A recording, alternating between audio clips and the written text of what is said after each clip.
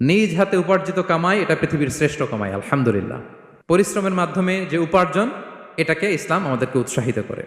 শুধু নামাজ, রোজা, জিকির এগুলো নিয়ে ইসলাম আমাদেরকে পড়ে থাকতে বলেনি। কোরআনিক অর্ডার হচ্ছে আপনার নামাজ শেষ, আপনি বেরিয়ে পড়বেন, কাজে বেরিয়ে যাবেন। ফাইদা কুদিয়াতিস সালাতু ফান্তাশিরু ফিল আরদি ওয়াবতাগু মিন ফাদলিল্লাহ। বিধানটা কার বলুন?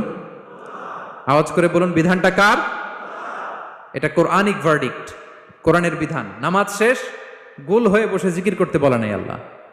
আল্লাহ বলেছে ফান্তাশিরু ফিল আরদ ওয়াবতাগু মিন ফাদলিল্লাহ, জমিনে ছড়িয়ে পড়ো, আল্লাহ রিজিক তালাশ করো। নামাজ শেষ, বেরিয়ে যাবেন। কৃষক চলে যাবে মাঠে, শ্রমজীবী চলে যাবে ফ্যাক্টরিতে, শিক্ষকরা চলে যাবে তাদের শিক্ষা প্রতিষ্ঠানে, কর্পোরেট ওয়ার্ল্ডের লোকেরা চলে যাবে তাদের প্রতিষ্ঠানে। ডেভেলপমেন্ট করতে হবে, সিভিলাইজেশন করতে হবে। নামাজের পরে গোল হয়ে বসে থাকা চলবে